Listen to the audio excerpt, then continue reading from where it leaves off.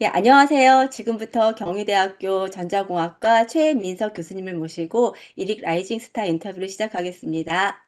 안녕하세요. 아, 예, 안녕하세요. 네. 네, 먼저 교수님 소개 인사를 간략하게 부탁드리겠습니다. 아, 예, 안녕하세요. 예, 저는 지금 현재 교수 4년 차 지금 하고 있는 경희대학교 전자공학과의 최민석이라고 하고요. 저는 2022년에 네, 경희대학교에 임용됐었고, 그전에는 이제 2020년부터 그 전까지는 이제 제주대학교 통신공학과에서 이제 근무를 했었고요. 그 전에는 이제 저는 네, 한국과학기술원 카이스트에서 전자공학과에서 계속 이제 학사, 석사, 박사를 받고 졸업한 다음에 University of Southern California USC 그 전자공학과에서 이제 포닥 생활을 1년 하고 예, 교수 생활을 바로 시작하게 되었습니다. 예, 저는 제 주 박사 전공은 이동통신 네트워크나 무선 네트워크에서의 뭐 데이터 송수신이라든지 스케줄링이나 자원 최적화 이런 것들을 했고요. 예, 현재는 이러한 네트워크 최적화에 이제 인공지능을 활용하는 그런 연구들을 하고 있습니다. 네. 네, 소개 감사드립니다. 교수님 이렇게 만나 뵙게 되어서 반갑습니다. 네. 그 현재 통신 분야에서 활발하게 연구 활동을 하고 계시는데요. 방금 또 이렇게 짤막하게 하고 계시는 연구 분야 키워드들을 말씀해 주셨습니다. 그러시면은 현재 그 무선지능 네트워크 연구실을 이끌고 계십니다. 그 교수님께서 주력하고 계시는 그 연구실에 대한 소개와 함께 그 어떠한 또 연구 그 통신 내에서도 지금 말씀하신 부분에 대해서 좀 더 설명 부탁드리겠습니다. 네. 예, 제 연구실인 네, 와이어리스 인텔리전트 네트워크스 랩은 말 그대로 이제 지능형 무선 네트워크 연구실인데 인공지능 기술을 활용해서 이제 무선 네트워크 성능과 효율을 더욱 이제 좀 향상시키려 하는 그런 연구를 하고 있습니다. 저는 지금 이직한 지는 얼마 안 돼서 네, 현재 그냥 박사 학생 한 명이랑 석사 학생 두 명이 있는 신생 연구실인데요.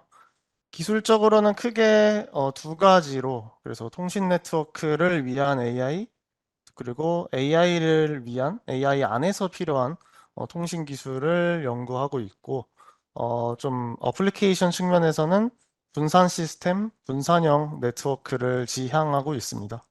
어, 최근에 한 근 10년에서 20년 동안 계속 이제 반도체 집적 기술이 엄청 발전하고 또 모바일 기기들의 저장 장치나 뭐 컴퓨팅 능력도 엄청나게 향상되고 거기에 더불어서 이제 뭐 인터넷이나 여러 딥러닝 같은 소프트웨어 알고리즘의 발전으로 이제 많은 데이터를 수집하고 뭐 처리하고 공유할 수 있게 되었는데요.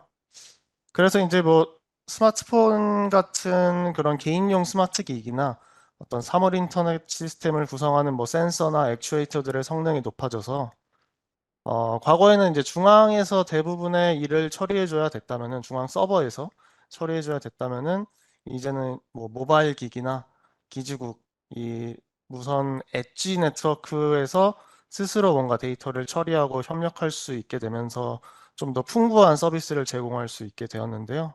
그래서 여기에서 기인한 분산 시스템 기술들을 주로 연구하고 있습니다. 그래서 엣지 네트워크에서 뭔가를 저장하는 뭐 무선 캐싱 네트워크 또는 이제 데이터를 엣지 단에서 처리를 해주고 컴퓨팅을 해주는 엣지 컴퓨팅 시스템 그리고 또 인공지능이나 기계학습을 분산된 형태로 하는 연합학습을 네, 주로 연구하고 있습니다. 예. 네, 말씀 감사합니다. 지금 전반적으로 이제 하고 계신 분야 설명을 해 주셨는데요. 그러시면 관련해서 최근 혹시 그 그러니까 진행하셨던 연구 최근 연구 성과나 아니면 현재 뭐 주제를 정하시고 진행하고 계신 연구가 혹시 있으실까요? 네.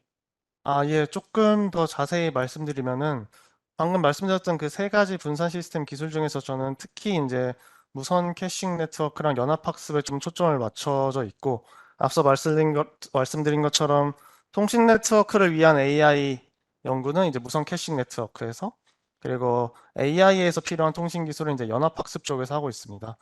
각각 조금 시간을 좀 할애해서 조금 더 자세히 말씀드리자면은 뭐 일단 뭐 요즘에 유튜브나 넷플릭스 같이 온라인 미디어 서비스를 보는 사람들이 굉장히 많은데 그런 경우에 이제 사용자가 항상 뭔가 비디오를 클릭할 때마다 유튜브나 넷플릭스 서버로부터 비디오 파일을 저기 뭐 태평양 지하에 깔린 광 케이블을 타고 받아오기에는 너무 비용도 많이 들고 또 지연 시간도 더 발생을 하게 되는데요. 그래서 이런 비디오 플랫폼 기업들이 이제 만약 우리나라를 기준으로 봤을 때 한국이나 동아시아 일대에다가 좀 작은 서버, 엣지 서버들을 설치해서 일부 비디오 파일들을 미리 이제 저장, 캐싱을 해놓습니다. 근데 이제 이러한 엣지 서버는 훨씬 작기 때문에 어떤 비디오들을 캐싱할 것인지를 선택을 해야 되고 또 이제 사용자들이 어떤 콘텐츠를 선호할지를 미리 예측하고 또 실제 요청이 이루어졌을 때 최대한 딜레이가 없으면서 또 비디오는 또 여러 퀄리티가 있기 때문에 높은 품질로 전송할 수 있는 그런 통신 방법과 자원 최적화 기술들을 이제 필요로 하고 있는데 그게 바로 그 무선 캐싱 네트워크에서의 어떤 이슈들이라고 볼 수가 있을 것 같습니다. 그리고 이제 그 이슈들을 저는 요즘에는 이제 주로 강화학습을 이용해서 그런 무선 캐싱과 콘텐츠를 전달하고 비디오를 스트리밍하는 기술들을 개발을 하고 있는데요.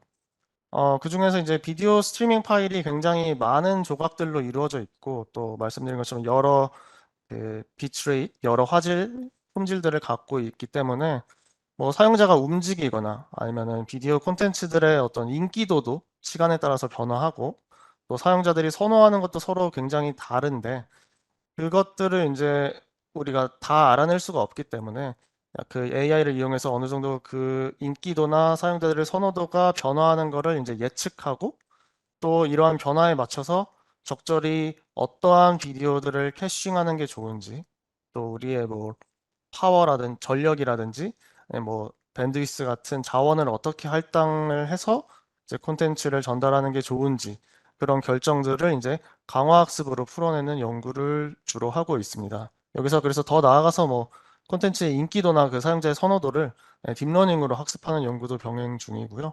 이게 이제 첫 번째 큰 꼭지가 되겠고 두 번째로는 그 연합학습에 대한 내용인데 방금 말씀드린 예시로 계속 말씀드리자면은 어, 비디오들의 그 컨텐츠들의 인기도는 뭐 우리가 미리 알 수가 없기 때문에 사용자들이 요청을 한 다음에 알 수가 있는 거기 때문에 이제 그때 이제 딥러닝을 사용을 하게 되는데 근데 예를 들어서 사용자들이 자신이 과거에 시청했던 그런 기록들, 영상 시청 기록들을 이제 다른 사람들한테 공유하고 싶지 않아 할 수가 있고 실제로 뭐 EU 같은 데서는 그런 비디오 플랫폼 회사들이 개개인들이 요청했던 그런 사적인 기록들을 함부로 이렇게 기록하거나 저장해 놓고 있지 못하게 하는 그런 법률도 요즘에 생기고 있습니다. 그래서 보안 관련된 이슈인데요. 그럴 때 이제 딥러닝을 잘 활용할 수 있는 분산학습 기술이 연합학습이 되겠는데요. 그러니까 많이들 이제 요즘에는 대중분들도 아시다시피 데이터를 싹 모아서 빅데이터를 만든 다음에 학습을 해야지 뭔가를 잘 예측할 수가 있는데 근데 사용자들이 데이터를 공유하고 싶어 하지 않아 하기 때문에 한 군데 그 데이터를 모아서 빅데이터를 통째로 이용하기가 어렵습니다. 이런 보안이 중요한 그런 시스템에서는. 그렇기 때문에 사용자들이 자기의 데이터들을 공유하지 않으면서도 마치 빅데이터를 모아가지고 중앙에서 학습하는 것과 비슷한 성능을 낼 수 있게 하는 그런 기술 중에 하나가 이제 연합학습이 되겠고 굉장히 요즘에 핫한 그런 키워드인데요. 그래서 사람들이 이제 어떻게 보면은 저는 학생들한테 좀 설명할 때 집단지성에 좀 비유해서 설명하곤 하는데 내가 이제 갖고 있는 어떤 경험과 가치관을 다른 사람들에게 완벽하게 알려주지 않더라도 내가 그냥 그 경험을 바탕으로 낸 의견이나 아이디어나 이런 것들을 다른 사람들이랑 소통하고 의견을 종합해서 더 좋은 의견을 내는 그러한 어떤 과정이랑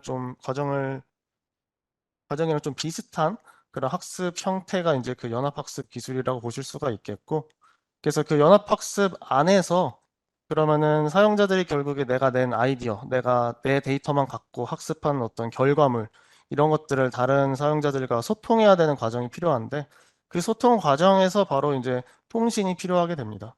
그래서 이러한 통신에서 발생하는 문제점을 이제 살펴보고 있는데요.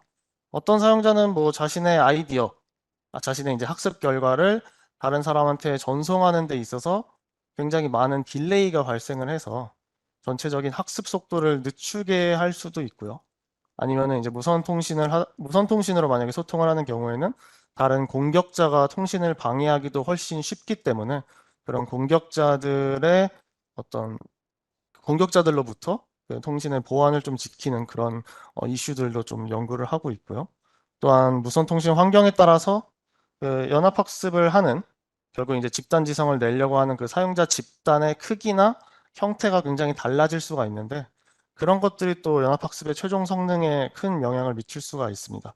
그래서 이런 다양한 연합학습의 이슈들을 좀 해결하고자 하는 통신 네트워크 측면의 문제들을 해결하고자 하는 연구를 진행하고 있습니다. 예, 감사합니다. 예, 네, 말씀 감사합니다. 네, 지금 연구 이제 진행하고 계신 주제들에 대해서 말씀해 주셨는데요. 저는 또 그중에서도 초반에 말씀하셨던 그 무선 캐싱이라는 연구가 좀 저는 좀 와닿았는데요. 그게 좀 그 아까 OTT를 또 예를 들어서 말씀해 주셨잖아요. 네. 그 사용자 입장에서도 정말 이점이라고 생각을 하는데요. 그러면은 지금 이 기술이 만약에 인제 같은 영상을 동시에 또 액세스할 수가 있잖아요. 그런 경우에도 효율적으로 서비스가 좀 더 가능하다, 그러니까 그 이점이 다 똑같이 적용이 되는 거죠? 그러니까 동시에 여러 사람이 만약에 액세스를 했을 경우에도.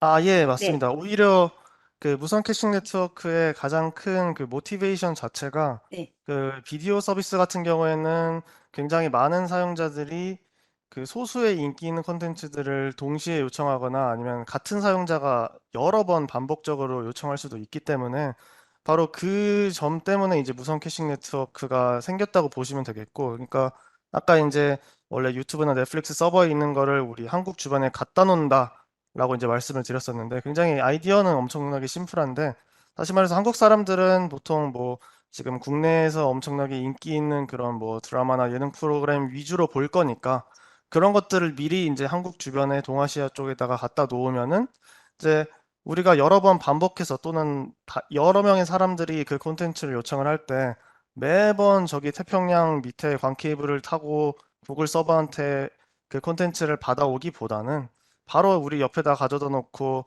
여러 번 달라고 하면은 훨씬 더 어떻게 보면은 어떤 상품의 유통을 훨씬 더 효율적이게 만드는 효과라고 보시면 될 것 같습니다. 그래서 네, 간단하게 비유를 하자면은 우리가 상품을 이제 배송해 주거나 이렇게 유통을 할 때 그 중간중간에 그 유통 기지, 뭐 허브 같은 것들 있잖아요. 우리 택배 보낼 때. 그런 허브 같은 기지들을 이제 디지털 콘텐츠를 위해서도 설치하는 그런 개념이라고 보시면 되겠고, 그럼 그 허브를 어디에 설치하는 게 가장 효율적이고 가장 시간도 덜 들고 비용도 서비스 그 제공자 입장에서는 비용도 덜 드는지 그런 것들을 우리가 설계를 해야 될 텐데 그런 측면에서의 디지털 콘텐츠의 어떤 유통을 효율적으로 하는 그런 설계라고 보시면 될 것 같습니다. 예. 네. 설명 정말 이해하기 쉽게 설명을 들어서요. 좀 이 통신이 되게 가깝게 느껴져서, 근데 다시 들여다보면 좀 어렵게 느껴졌는데 오늘 말씀을 듣고 나니까 이 부분에 대해서 되게 쉽게 와닿았습니다. 감사드립니다, 교수님. 네. 그러시면 교수님 지금 같은 연구 이렇게 하시면서 어려운 점도 있으실 것 같아요. 사실 통신이 어렵 부분도 많을 것 같은데 지금 뭐 기술의 한계도 있으실 것 같고, 혹시 이런 어려움은 어떤 점이 또 있으시면서 또 그럴 때는 어떻게 교수님은 또 해결책을 찾아 나가시는지 궁금합니다. 네. 어, 저는 뭐 통신 쪽 분야가 뭐 다 그런 건 아니지만 저는 주로 이제 이론적이거나 컴퓨터로 구현하는 수준, 거의 대부분 저는 뭐 수학 문제를 푸는 수준의 그런 연구를 주로 해 왔었는데요. 이제 그런 쪽에서의 어려움이라고 하면은 사실 그냥 문제가 안 풀린다? 뭐 이런 정도의 어려움이 될 건데 이제 뭐 제가 뭐 함부로 말하긴 좀 그렇지만 뭐 실험이나 아니면 컴퓨터로 구현하거나 하는 것들은 사실 이미 수학적으로 이제 알고리즘이 뭐 증명이 되어 있거나 아니면 뭔가 이렇게 그런 것들을 이제 컴퓨터로 알고리즘화를 만들어 낸다든지 아니면 그런 것들을 실제 환경에 적용시켜서 이제 실험을 하는 것들이니까 사실 이론적으로는 어느 정도 백그라운드가 있기 때문에 어떻게 하면은 어떤 결과가 나올 것이다라는 그런 좀 그 인사이트가 좀 있는 편인 반면에 좀 수학적으로 처음에 뭐 이론을 만들어내거나 뭐 문제를 내가 직접 만들어가지고 풀어내는 경우에는 사실 이게 맞는 방향인지 아니면 이게 풀리는 문제인지 안 풀리는 문제인지도 사실 모르는 상태에서 그냥 막 문제를 풀게 되거든요. 그런 게 이제 가장 큰 어려움이라고 볼 수가 있는데 사실 뭐 특별히 극복하는 방법은 없고요.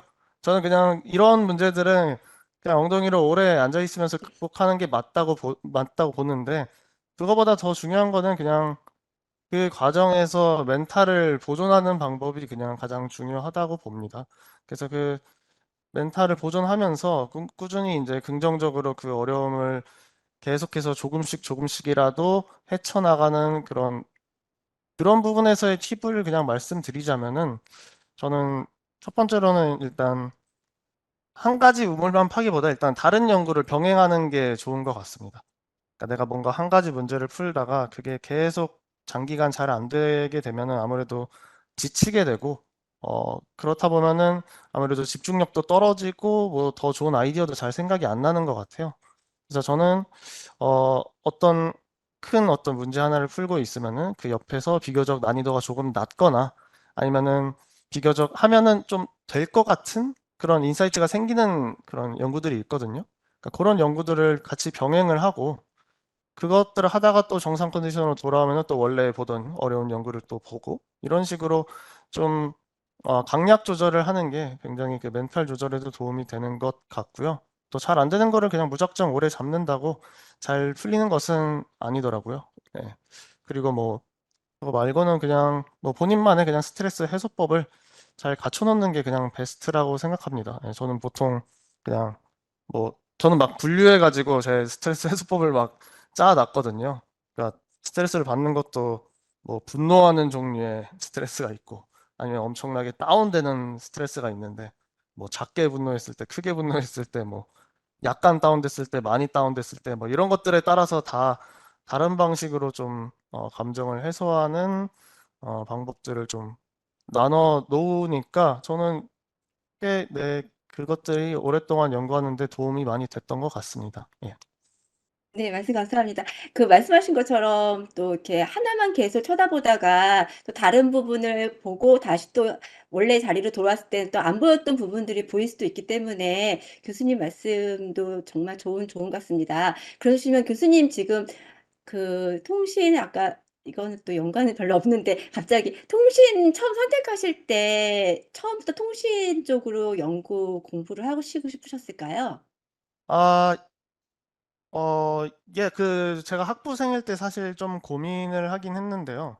어, 학부생일 때 이제 저는 전자과에 있었고, 보통 일반적으로 전자공학과에서는 크게 이제 트랙이 뭐 반도체, 회로, 통신 이렇게 나눠져 있고, 뭐 대학원이나 뭐 아니면 취업을 하려는 학생들도 그 세 개 중에 하나에 좀 포커스를 맞추게 되는데, 저는 사실 성적은 회로가 제일 잘 나왔고, 근데 좀 재밌어 보이는 과목들은 통신 쪽 분야의 과목들이 재밌어 보이긴 했거든요.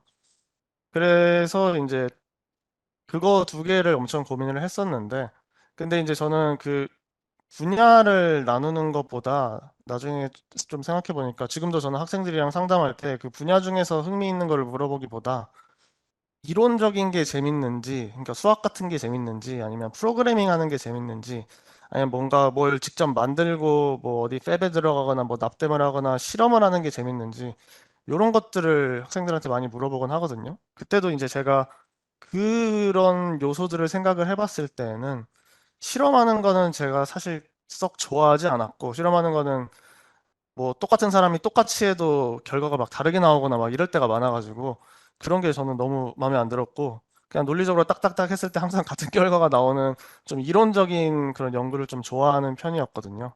근데 이제 회로 쪽보다는 통신 쪽이 훨씬 더 수학 백그라운드가 많이 요구가 되고, 그쪽에 좀 더 이론적인 연구들이 많아서 또 안 그래도 또 더 재밌어가지고 더 심적으로 마음이 끌리기도 했었으니까, 그쪽으로 네, 요런 그 네, 요소들이 네, 통신을 선택하게 만든 것 같습니다. 예. 아, 예, 감사합니다. 그러시면은 지금까지 또 관련해서 연구 프로젝트들을 많이 해오셨을 텐데요. 혹시 특별히 기억에 남는 논문이나 프로젝트 같은 게 있으실까요? 네. 아, 뭐 논문도 그렇고 프로젝트도 그렇고 제가 지금 하고 있는 그 연합학습 연구 관련된 것들이 제가 현재 가장 그 메인으로 하고 있는 연구여서, 그쪽이 이제 가장 뭐 손에 꼽을 만한 그런 연구라고 볼 수가 있겠고, 뭐 논문을 말씀드리자면은 제 논문 중에서 그냥 Journal of Selected Areas in Communications라고 뭐 속칭 JSEC이라고 불리는 저널에 낸 그 한 논문이 있는데 뭐 연구 내용 자체는 아이디어 자체는 굉장히 심플하거든요. 그 논문이 이제 패드메스라는 단어로 시작하는 논문인데 패드메스는 저희가 그냥 직접 지은 기술의 이름이거든요. 그래서 제가 교신으로 있고 제 연구실 후배이자 지금은 그 퍼듀 대학교에서 포닥하고 있는 한동준 박사가 이제 일저자로 같이 작성을 했는데 이게 이제 무선 셀룰러 네트워크에 연합학습을 적용했을 때 문제점들이 있는데 그 문제점을 또 무선 셀룰러 네트워크의 여러 기술 중 뭐 핸드오프 기술이라는 거에 이제 기인해서 해결한 연구라고 볼 수가 있습니다. 그래서 아이디어는 정말로 간단해서 사실 무선 셀룰러 네트워크랑 연합학습 모두에 익숙한 연구자라면은 거의 뭐 3분에서 5분이면은 핵심 아이디어를 다 설명할 수 있을 정도거든요. 근데 이제 좀 인상적인 포인트는 무선 셀룰러 네트워크의 특성상 연합학습을 활용할 때 성능 저하를 일으킬 만한 요소가 있는데 그 요소를 그 셀룰러 시스템의 본인의 다른 기술로 그거를 변형시켜서 스스로 해결할 수 있게 했다는 점이고요. 보통 이제 일반적으로는 논문들이 어떤 새로운 문제를 해결하기 위해서 좀 땜질식으로 다른 기술들을 막 계속 덧대가지고 문제를 해결하는 경우가 대부분인 편인데요. 근데 이 논문에서 제시하는 이제 솔루션은 굉장히 깔끔하게, 어, 뭐 무선 셀룰러 시스템의 연합학습을 활용하기에 좋은 어떤 포인트를 잡아냈다고 뭐 스스로 네, 보고 있습니다. 네, 그래서 어, 또한 이제 무선 셀룰러 시스템의 기존 기술을 토대로 연합학습을 적용시켰다라는 점은 문제를 해결했다는 점은 이미 이제 실생활에 그 셀룰러 네트워크 셀룰러 시스템은 이미 실생활에 구축이 다 되어 있거든요. 그러면은 실생활에 구축된 인프라를 그대로 활용해서 연합학습을 실제 환경에 적용할 수 있다는 그런 뭐 활용성 또는 뭐 상용화 측면에서도 매우 큰 장점을 갖고 있습니다. 예, 그래서 어, 저도 사실 그전에는 뭐 약간 땜질식으로 논문을 쓴 것들이 꽤 많이 있었는데 이 논문을 쓰면서 이제 무조건 여러 기술들을 막 합쳐가지고 복잡한 모델을 만들고 어려운 문제를 만들어서 막 수학식이나 그래프를 잔뜩 붙여가지고 만든 논문이 항상 좋은 게 아니고 그냥 간단한 아이디어더라도 그렇게 새로운 방향성을 제시하고 오히려 깔끔하게 그런 적용성, 활용성까지 잡는 기술 연구가 가능하다라는 거를 이제 좀 몸소 체험했던 논문 작업이라서 뭐 연구 내용도 그렇지만 제가 이제 앞으로 연구하려고 하는 그런 방향성이나 좀 철학 같은 측면에서도 좀 큰 영향을 미쳤기 때문에 네, 그 논문을 좀 꼽을 수 있을 것 같습니다. 네. 네, 말씀 감사합니다. 그러시면 교수님 지금 논문 통해서 또 교수님이 논문 말씀하신 논문 작업을 통해서 또 교수님에게 많은 또 앞으로 연구에 대한 영향을 많이 또 끼쳤는데요. 그러시면 혹시 그 논문 작업 중에서도 만나신 분이 계실 수도 있으시고 그 연구자님 혹시 기감으로 삼으시거나 또 영향을 주신 연구자님이 또 따로 있으실까요? 네.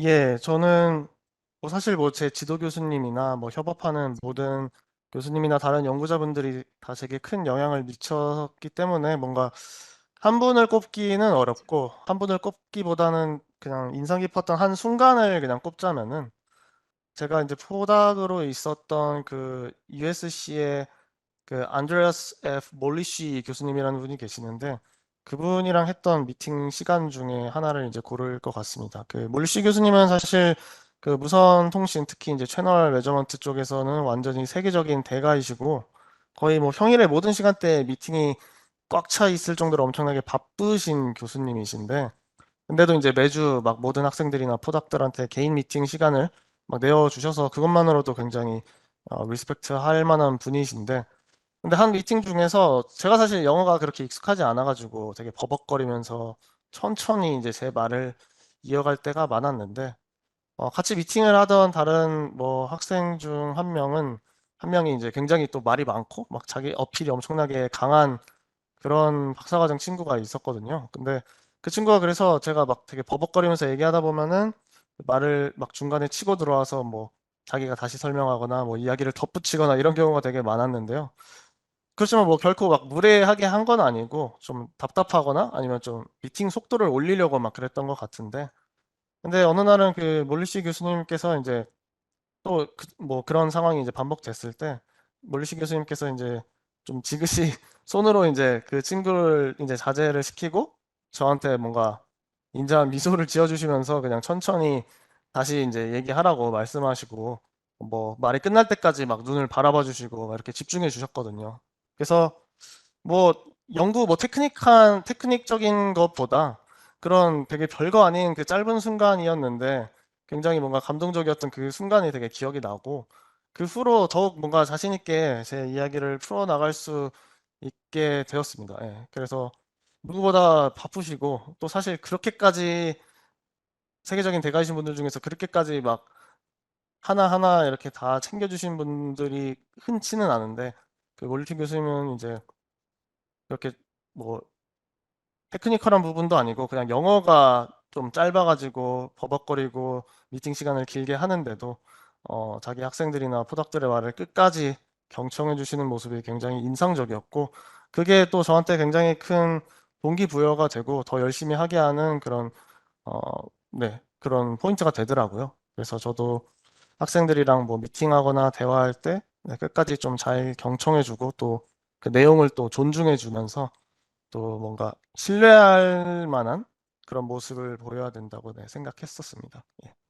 네, 감사합니다. 그 지금 말씀하신 부분, 그러니까는 분으로부터 그러한 영향을 또 받으신 부분이 지금 또 학교에 대학에서 그 교수님으로 계시면서 학생들에게 또 수업할 때라든가 또 연구실에서 학생들 대하실 때 또 지도 방식에 많은 영향을 또 미쳤을 것 같습니다. 교수님께서도 또 그렇게 지도 방식에 있어서 혹시 교수님만 생각하시는 또 다른 부분 있으실까요? 네. 아, 네, 저는 대학원생의 경우에는 일단 학생 한 명 한 명이 좀 동기부여가 명확히 되어야 된다고 생각을 해서요.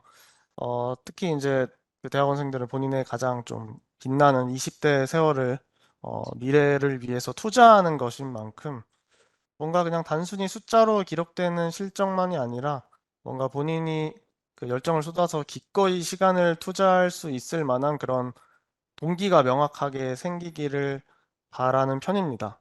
그래서 개인적으로 동기를 찾을 수도 있지만 그렇지 않은 경우가 훨씬 많아서 저는 최대한 좀 학생들이 제안하는 아이디어를 반영하는 방향으로 연구를 좀 이끌어내려고 노력을 하고 있습니다. 예, 물론 이제 막 연구를 시작하는 학생들이 의미 있는 아이디어를 내기는 좀 굉장히 어렵지만 엄청 작은 부분이더라도 자기 아이디어가 반영되는 과정을 지켜보면은 좀 더 자기 연구와 뭐 하는 일에 주인의식을 갖게 된다고 보고요. 또 그 과정을 거쳐서 실적을 내는 경우에는 훨씬 더 큰 성취감까지 맛볼 수 있다고 생각합니다. 또 이제 그 성취감이 뭐 저를 비롯한 제 주변 동료들이 예, 교수가 되고 뭐 연구원이 되고 뭐 논문을 쓰게 하는 그런 원동력이기 때문에 그 맛을 좀 느껴보게 해 주려고 합니다. 그리고 사실 그거보다 더 중요한 거는 그렇게 하기 위해서는 학생들이 좀 자유롭게 아이디어를 낼 수 있는 연구실 분위기를 만들어야 된다고 생각을 해서 그 부분에 있어서 사실 가장 좀 애를 쓰고 있는 상황입니다. 사실 저도 뭐 신생 연구실을 이끌고 있기 때문에 이거에 대한 정답은 저도 찾고 있는 중이고 사실 정답이 없는 문제인 것 같긴 하지만 제가 직접 방금 아까 제가 그 USC 몰리시 교수님 말씀드린 것처럼 제가 직접 인내심 있게 학생들의 말을 들어주고 좀 수용하는 모습을 보이면서도 또 제가 없을 때 학생들의 관계에도 좀 알게 모르게 신경을 쓰면서 그 연구실 안의 분위기가 조금 수평적이고 자기 의견을 자유롭게 내뱉을 수 있는 예, 그런 환경으로 만드는 게 일단은 가장 중요할 것 같습니다. 그리고 네, 동기부여를 한 명씩 네, 주입해 주는 게 그 다음 단계라고 생각을 합니다. 예. 네, 감사합니다. 그 대학원 학생 입장에서도 그렇고, 그 앞으로를 또 생각했을 때도 연구실 분위기가 가장 또 잘 이루어져 있어야지 연구를 또 진행하는 데 있어서 별 무리가 없을 것 같은데요. 교수님 말씀 정말 감사드립니다. 그러시면 교수님 지금 이제 학생들 대학원은 있지만 교수님 같은 경우에 그 대학원 시절에 혹시 아쉬웠던 부분 같은 게 있으셨을까요? 네, 아, 예. 나갔으면, 네. 저는 사실 지금도 그렇지만 대학원생 때는 학부생 때랑 비교해서 좀 코스워크에 대해서 신경을 훨씬 덜 쓰는 게 일반적인데요.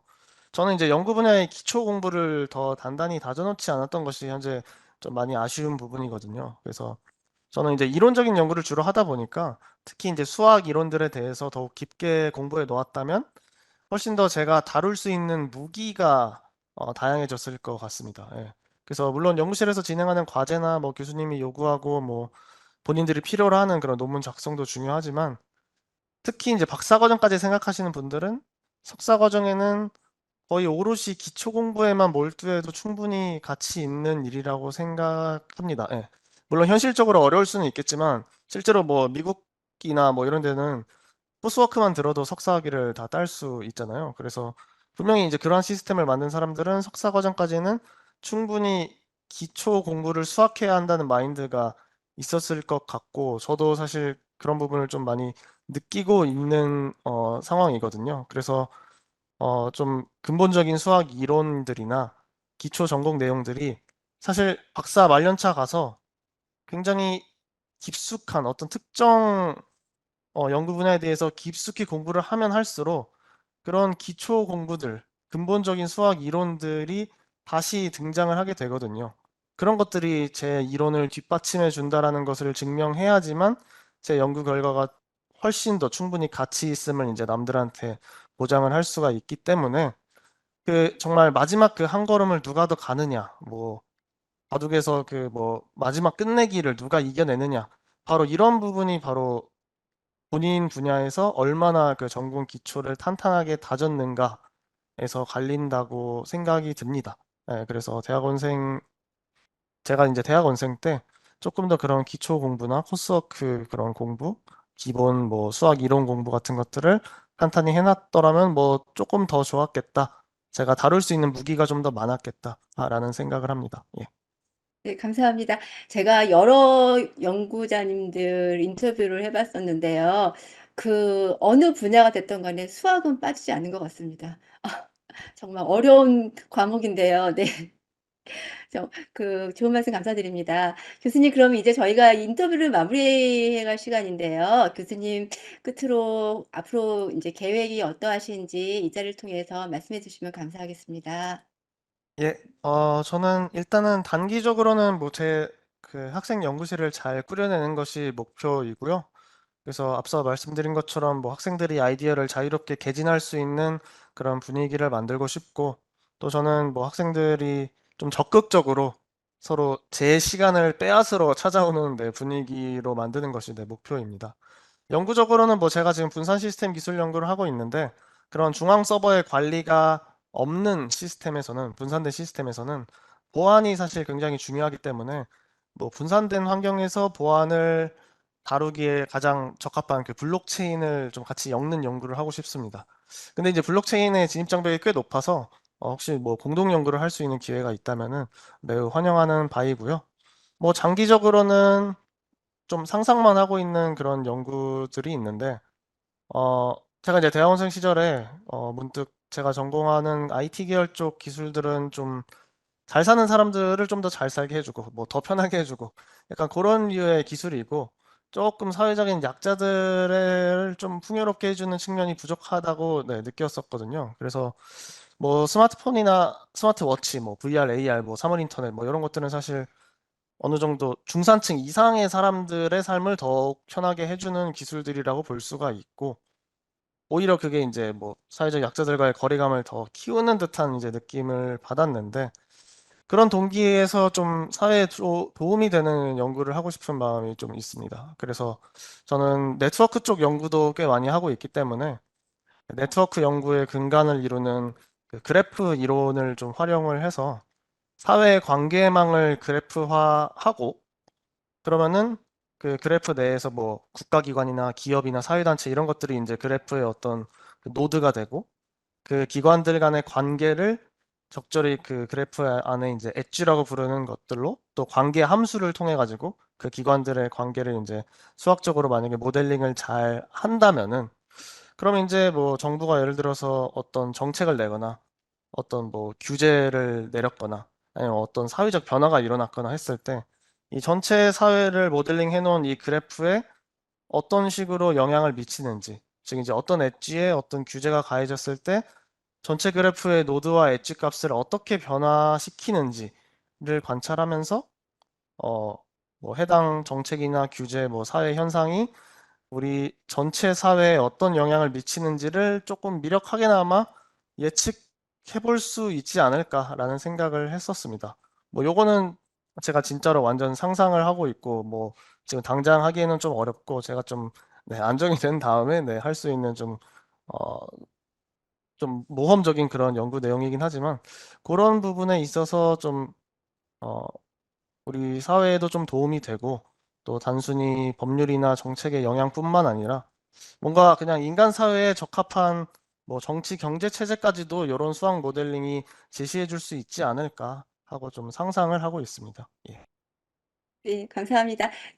가끔 통신에 대해서 이제 광고 홍보 같은 거 나올 때 보면 상상을 현실로라는 또 문구를 많이 쓰는데요. 교수님 말씀하시는 또 계획, 상상을 현실로 만드실 수 있으실 것이라고 저는 생각하고 있습니다. 네, 교수님.